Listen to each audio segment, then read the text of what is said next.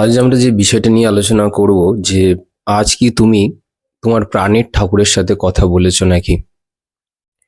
কারণ দেখবে যে আমরা রোজ সারাদিন কতটা সময় ব্যয় করি। আমরা ফোন নিয়ে থাকি, আমরা অফিসে যাই, বাড়ির কাজকর্ম করি, তারপরে আমাদের যে বন্ধু বান্ধব তাদের সাথে সময় স্পেন্ড করি।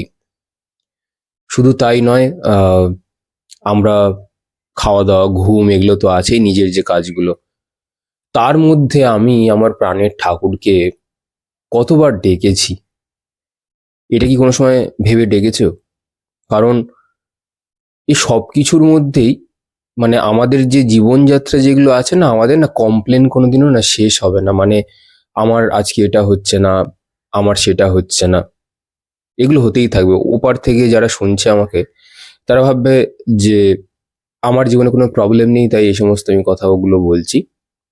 আসলে ব্যাপারটা সেটা নয়। তোমাদের জীবনে যতগুলো প্রবলেমস আছে, আমিও এই মনুষ্য শরীর ধারণ করেছি, তো আমার জীবনেও ঠিক ততগুলোই প্রবলেম রয়েছে, হয়তো একটু বেশি আছে কিংবা কম আছে, কিন্তু আমার জীবনে অনেক প্রবলেমস রয়েছে। কিন্তু তার মধ্যেও আমি কি আমার ঠাকুরকে মনে করি না? তার মধ্যে থেকে আমি মনে করি। শুধুমাত্র সবসময় কোনো কিছু চাইবো গিয়ে সবসময়, তখন গিয়ে আমি মনে করব, এই রকম মানুষ হলে কিন্তু চলবে না। জীবনে আমাদের সমস্যা থাকবে, এই সমস্যার কোনোদিনও মানে সমাধান সম্পূর্ণরূপে কিন্তু হবে না। যতদিন এই শরীর আছে সমস্যা থাকবেই। আজকে একটা সমস্যা শেষ হলে পরে দুদিন পরে আরেকটা সমস্যা দরজার বাইরে থেকে উকি মারবে। কিন্তু কথা হচ্ছে, এই যে যে তোমার সবচেয়ে প্রাণের যে ঠাকুর, যে তোমার সবচেয়ে বড় বন্ধু, যে তোমার সবচেয়ে বড় শুভাকাঙ্ক্ষী, যে তোমার হাত কখনো ছেড়ে দেবে না তুমি না চাইলে, এমনকি তুমি চাইলেও হয়তো সে তোমার হাত হয়তো ছেড়ে দেবে না, তোমার শত ভুলগুলোও হয়তো ক্ষমা করে দেবে। আমাদের বন্ধু বান্ধবরা কিন্তু আমাদের শত ভুলগুলো ক্ষমা করে দেয় না, বা আমাদের বাবা মারাও হয়তো দেয় না, তারা হয়তো মনক্ষুণ্ণ হন, কিন্তু ঈশ্বর আমাদের অনেক বড় বড় ভুলগুলো ক্ষমা করে দেন। আপনি যাকেই ভালোবাসুন না কেন, শিব, কৃষ্ণ, কালী, যাকেই আপনি ভালোবাসুন না কেন, সে কিন্তু আপনাকে ঠিক কোনো না কোনো এক বিপদের থেকে কিন্তু রক্ষা করবে। এই কয়েকদিন আগেই আমি আমার কথা বলছি, আমার মা কালীকে খুব ভালো লাগে। তো সে আমার প্রাণের ঠাকুর। তো আমি এরকম সাইকেল নিয়ে গেছি একটা জায়গাতে, অনেকটা দূর, এখান থেকে প্রায় 18 কিলোমিটার দূরে, প্রায় ডায়মন্ড হারবার রোডের কাছে গেছি। তো সেখান থেকে বাড়ি ফিরে আসার সময় আমার সাইকেলটা লিক হয়ে যায়, মানে সাইকেলে পুরো হাওয়া পড়ে যায়। তো তখন আমি কি করে ফিরে আসবো, প্রায় 17-18 কিলোমিটার দূর। এবার অনেকেই ভাববে যে আমি কি করতে গেছি সাইকেল নিয়ে অত দূর। আমি মানে চেষ্টা করি, আমার সাইকেলে আমার ভালো লাগে, কমফোর্টেবল, মানে একা একা পরিবেশ প্রকৃতি দেখতে দেখতে যাওয়া যায়, তো আমার সেই জন্য ভালো লাগে। তো এই দু জায়গাটাই আমার সঙ্গী আসলে বলতে পারেন, সাইকেল বাইক যাই হোক না কেন। তো তারপরে সেটা খারাপ হয়ে যায়, এবং সেখানে কোনো দোকান খোলা ছিল না। সকাল 6টার সময় আর কোন দোকানই বা খুলবে সাইকেলের? এটা তো সমস্যাই একটা।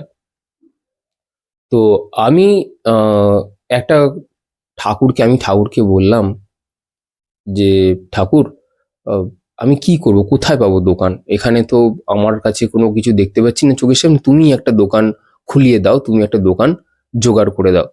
উনি সঙ্গে সঙ্গে আমার কল্পনা শক্তিতে এলেন এবং উনি আমাকে বললেন যে, একটুখানি যা সামনের দিকে, বেশি না, এই 10 পা মতন হাঁট, এটা একটা বট গাছ পড়বে, তার ঠিক উল্টো দিকে বাঁ দিকে দেখবি একটা দোকান খোলা আছে এখন। তো আমি সেই নির্দেশ মতন গেলাম, এবং দেখলাম যে সত্যি দোকানটা না খোলা আছে। উনি যে আমাকে কতভাবে যে হেল্প করেছেন আপনি ভাবতে পারবেন না। তো যে মানুষটা আমার সবচেয়ে বেশি শুভাকাঙ্ক্ষী, হতেই পারে সে হয়তো হয়তো আহ, আমার হয়তো ফাইন্যান্সিয়াল অবস্থা হয়তো ঠিক করে দিতে পারেনি, কারণ আমারও কিছু প্রারব্ধ কর্ম আছে, তো সেগুলো তো খোয়াতে হবে, সেগুলো তো কাটাতে হবে। কিন্তু কিন্তু আমাকে তো উনি না খাইয়ে তো রাখেনি। উনি আমাকে মোটামুটি মোটা ভাত কাপড়, ডাল ভাত, এগুলো তো উনি জুটিয়েছেন। তার জন্য তো আমি তার কাছে কৃতজ্ঞ। কিন্তু চরম বিপদের সময় যে উনি এসে জ্ঞান দান করেছেন, উনি যে পথ পথ দেখিয়েছেন, তার জন্য আমার তো তার প্রতি অনেক কৃতজ্ঞতা থাকা উচিত। সেই জন্য উনি আমাকে যা শিখিয়েছেন, মানে আমি হয়তো তার জন্য হয়তো কিচ্ছু করতে পারিনি, ওনার জন্য আমি কিচ্ছু করতে পারিনি। শুধু একটা জিনিসই করতে পারি, এই যে আপনাদের সামনে ওনার কথা বলছি, ওনার মহিমার কথা বলছি, এইটুকু হয়তো আমি করতে পেরেছি। এবং মানে সময় সময় তার প্রতিচ্ছবিটা আমার মনে পড়ে সব সময়। এইটুকু হয়তো আমার দ্বারা হয়তো সে করিয়েছে।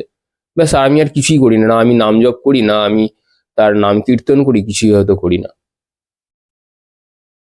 উনি কত কিছু আমাকে শিখিয়েছেন, কিন্তু তার তুলনায় আমি আমার ঠাকুরকে মানে সেই সেই সময়টুকু পর্যন্ত দিতে পারি না যে তার কাছে আমি বসে থাকবো। উনি আমাকে অনেক কিছু শিখিয়েছেন।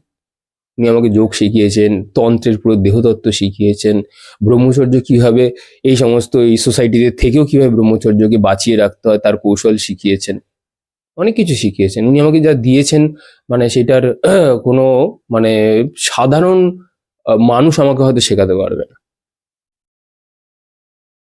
তো সেই ঠাকুরের জন্য যদি আমার মন না কাঁদে, সেই ঠাকুরের কথা যদি আমি না বলি, তাহলে কি করে হয় বলুন?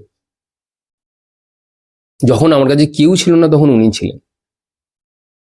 তেমনি আপনাদেরকে আমি বলবো, আপনাদের যে ঠাকুর আছে, আপনারা অবহেলা করবেন না তাদেরকে। আপনার যাকে ভালো লাগে, উনি আপনার সবচেয়ে বড় বন্ধু। ওনার মতন বন্ধু কেউ নেই। আপনার ওয়াইফ, বয়ফ্রেন্ড, গার্লফ্রেন্ড, আপনার ফ্রেন্ড, যখন সবাই আপনাকে ছেড়ে চলে যাবে, আপনার পিঠ যখন দেয়ালে ঠেকে যাবে, আপনার এই বন্ধু, এই শুভাকাঙ্ক্ষী কিন্তু আপনার জন্য পথ তৈরি করে দেবে। তো আপনি যাকেই ভালোবাসুন, তার সাথে থাকুন, তাকে সময় দিন। সে আপনাকে না একদম মৃত্যু পর্যন্ত সাথ দেবে। শুধু তাই নয়, যখন আমরা কোনো নতুন জায়গাতে যাই, আমাদেরকে দেখবেন সুপারভাইজ করবার জন্য কিন্তু লোকজন থাকে। আপনাকে পথ কিভাবে দেখাবে বা কিভাবে কাজটা শেখাতে হবে, এরকম টিম লিডার থাকে, বড় বড় সিনিয়র ম্যানেজাররা থাকে। তো আপনার প্রাণের ঠাকুরটি আপনার ম্যানেজারের কাজ করবে, আপনাকে ম্যানেজ করবে, আপনাকে এই গোটা লাইফটাকে আপনার পুরো ম্যানেজ করবে প্রথম। তারপর হচ্ছে কি, আপনি যে তাকে ভালোবাসেন, আপনার আত্মাকেও উনি পথ দেখাবেন। আপনি ভাবতে পারবেন না যে ওনার মানে শক্তি, আমি মা কালী মানে হচ্ছে দেবী শক্তি। এই দেবী শক্তির যে কত কৃপা থাকতে পারে আপনি কল্পনা করতে পারবেন না। আমার কত জটিল জটিল রোগ হয়েছিল, যেগুলো ডাক্তার পর্যন্ত বুঝতে পারছে না যেটা কি করে সম্ভব, কি করে এটাকে উদ্ধার করবো আর কি করে ঠিক করব। উনি ঠিক করিয়েছেন, উনি ঠিক করিয়েছেন। উনি কল্পনা শক্তিতে এসে বলে গেছেন বারবার করে যে আমি ঠিক করে দেবো, তুই চিন্তা করিস না, কান্না করিস না, কান্নাকাটি করিস না, আমি সব ঠিক করে দেবো।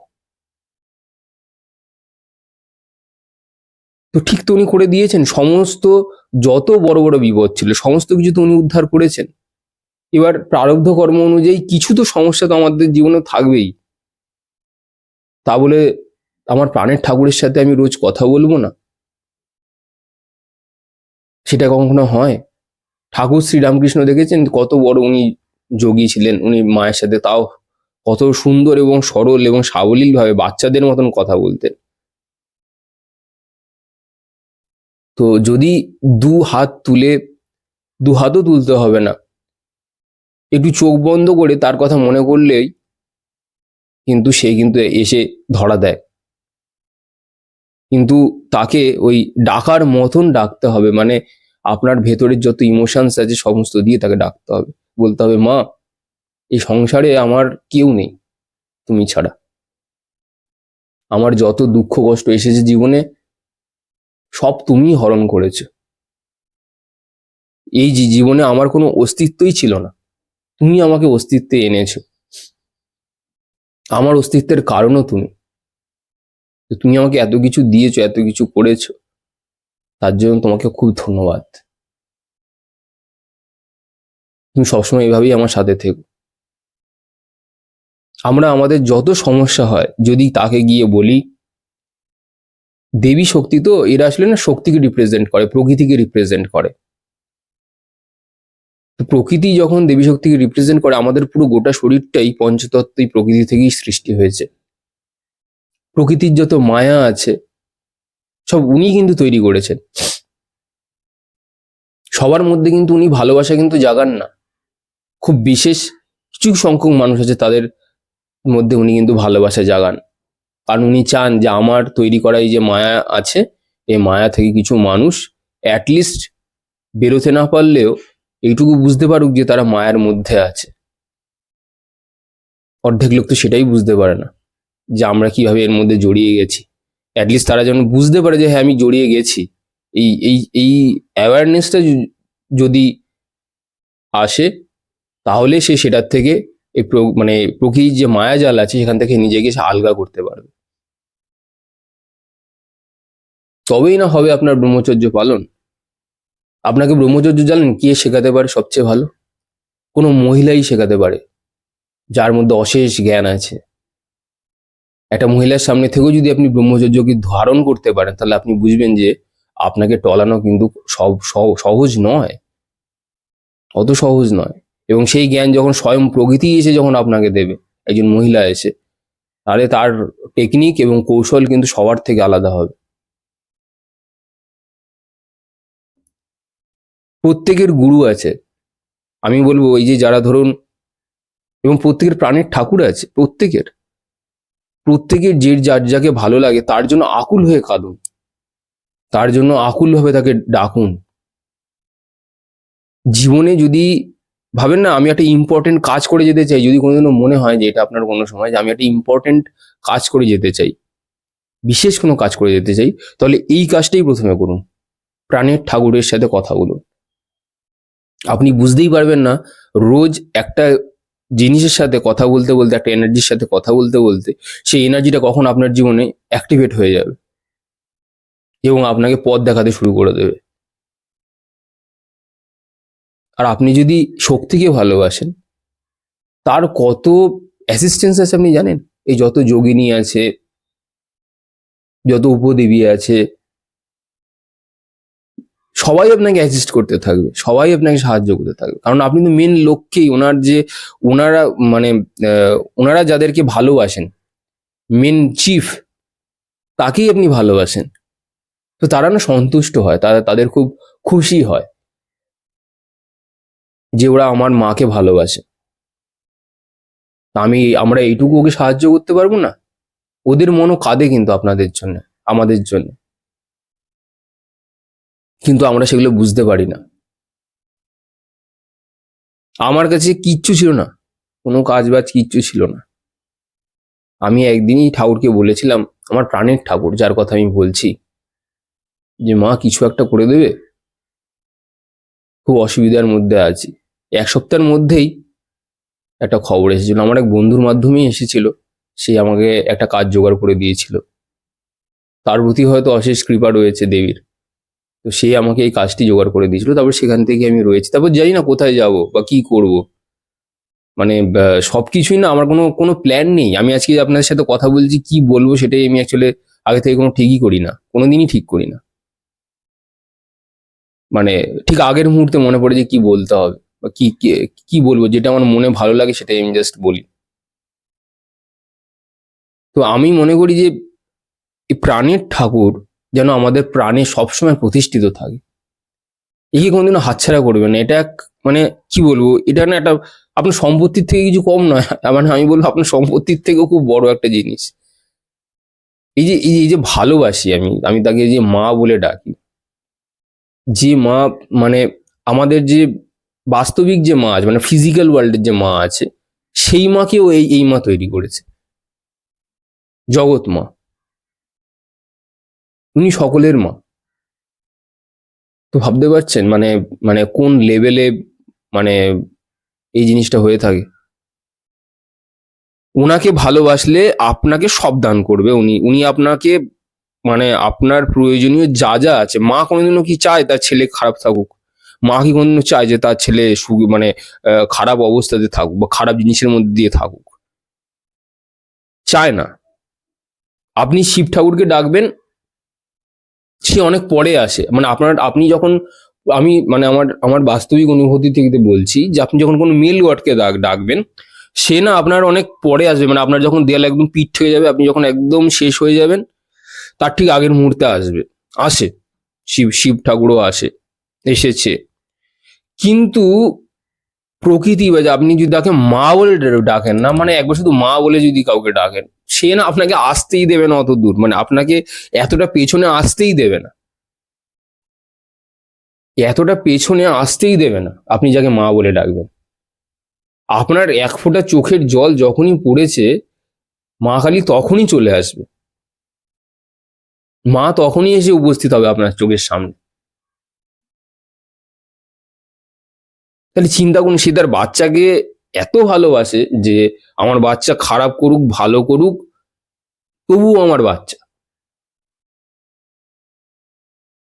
এর থেকে মানে এই মায়ের এই যে কৃপা, এর জিনিসের থেকে বড় কিছু হতেই পারে না। সে আমাদেরকে বাচ্চা মনে করে, আমরা তাকে মা মনে করি। অনেকে দেখবেন এই যে যারা নিম্নমানের যারা তন্ত্র করে, তারা এই সমস্ত উপদেবী যারা আছে, ওনার যে অ্যাসিস্ট্যান্স আছে, যে সমস্ত যোগিনী আছে, অনেকে হয়তো আপনারা জানবেন যে তাদেরকে প্রেমিকা হিসেবে পেতে চায়। আমার এরকম লোক জানি, তাদের জীবন পুরো ধ্বংস করে দিয়েছে, শেষ করে দিয়েছে, তাদের জীবনকে পুরো নষ্ট করে দিয়েছে। যেই মুহূর্তে আপনি মা ছাড়া তাকে অন্যরূপে দেখবেন না, আপনার মধ্যে সেই পবিত্রতাটা যে যে যে পিওরিটি আছে, যে পবিত্রতাটা আছে, সেটা পুরো নষ্ট হয়ে যাবে, সেই মুহূর্তেই নষ্ট হয়ে যাবে। আর আপনি যেই মুহূর্তে আপনি মা বললেন যে মা তুমি এসেছো, এসো না দুটো কথা বলি তোমার কাছে বসে, আমার তো তোমাকে দেওয়ার মতন কিছুই নেই, বলো তোমার জন্য আমি কি করতে পারি, তুমি যদি বলো আমার প্রাণটা নিয়ে যেতে, দিয়ে দিতে, আমি এক্ষুনি আমার প্রাণটা তোমার কাছে দিয়ে দেবো। তো এই মুহূর্ত পর্যন্ত যদি আপনি যদি যেতে পারেন, উনি কিন্তু সব সময় আপনাকে সাহায্য করবার জন্য কিন্তু প্রস্তুত। আমাকে অনেকে বলে যে আমি অডিও করে কি লাভ পাচ্ছি, এইটাই তো লাভ পাচ্ছি। এই যে সকালবেলা আপনার সামনে আমি আমার প্রাণের ঠাকুরের সাথে আমি আর কি কথা বলছি, তার কথা শোনাচ্ছি, এত এত এত এতজন শুনছে প্রাণের ঠাকুরের কথা, তার মহিমার কথা শুনছে, এটাই তো আমার কাছে সবচেয়ে বড় পাওয়া। এবং উনি আমাকে বলেছেন যে এইটা কোনো তুমি ছাড়বি না, মানে যতদিন না কোনো কিছু হয়ে যাচ্ছে, হোক বা না হোক, কিচ্ছু হওয়ার দরকার নেই, ইউ মাস্ট গো অন।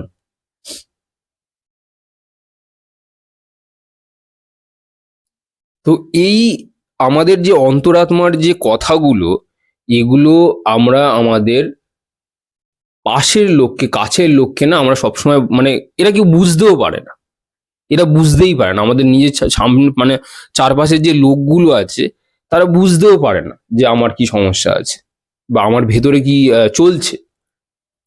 আমি তো দেবতা হয়ে যাইনি, বা আমি তো মহামানব কেউ নই যে আমার ভেতরে যে সমস্যাগুলো আছে সেগুলো সবাই অটোমেটিক বুঝে ফেলবে, বা আমি কোনো মহাপুরুষ নই বা কোনো যোগী নই। কিন্তু উনি ঠিক বুঝতে পারে, মা ঠিক বুঝতে পারে, আসল মা, মানে বুঝলেন, প্রকৃত মা যাকে বলে, সেটা স্বয়ং এই প্রকৃতি হচ্ছে প্রকৃতি মা। উনি, আপনি যদি তাকে মন প্রাণ আপনার মনে আপনার ইমোশনে যদি মাকে বসিয়ে রাখেন, উনি সব কিছু আপনাকে পুরো ডিটেল পুরো স্ক্যান করে নেবে, আপনাকে কোনো কিছু বলবার দরকার নেই। আর যেই মুহূর্তে আপনি আপনার চোখ থেকে আপনার এক ফোঁটাও জল পড়েছে তার সামনে, যার জন্য আপনার চোখের জল পড়েছে, বাচ্চার চোখের জল পড়েছে, সে যেই হোক না কেন, মা কিন্তু তাকে গিয়ে কিন্তু মারবে, অন্যভাবে মারবে, বুঝতেই পারবেন না আপনি।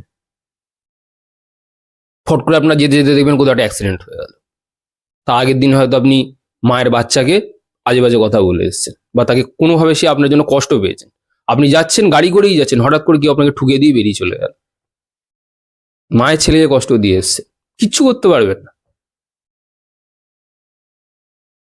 তো এই যে ভক্তি, এটাকে অনেকে হয়তো ম্যাডনেস বলে, এই জন্য আমার ঠাকুর শ্রী রামকৃষ্ণকে খুব ভালো লাগে।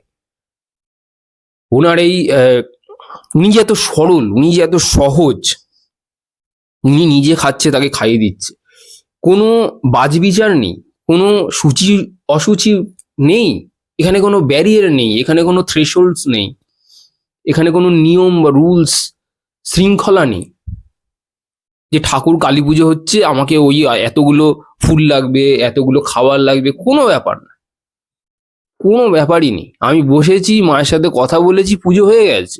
মাকে আমি বলেছি, মা তুমি এখানে আসো, এখানে এসে বসো, আমি তোমাদের একটু তাকিয়ে দেখবো। পুজো শেষ, 10 মিনিটে শেষ পুজো। ঘন্টা খানেক ধরে যজ্ঞ যজ্ঞ হ্যাঁ যজ্ঞ, কিচ্ছু কিচ্ছু কিচ্ছু, নাথিং ইজ নিডেড, কিচ্ছুর দরকার নেই, কমপ্লিট। ঠিক তেমন ভাবে আপনার যে ঠাকুর আছে সে কৃষ্ণ হতে পারে। আমার যে বন্ধুটি আছে, তার আমি নাম নেব না, সে না, তার বাড়িতে একটা কৃষ্ণ আছে, জানি না সে হয়তো আমাকে শুনছে কি শুনছে না, আমি জানি না, তাকে আমার চ্যানেলের কথা কোনদিন হয়তো বলিনি, হয়তো জানে কোনো একভাবে। তো তাকে আমি দেখেছি যে সে কৃষ্ণ তার বাড়িতে একটা রয়েছে।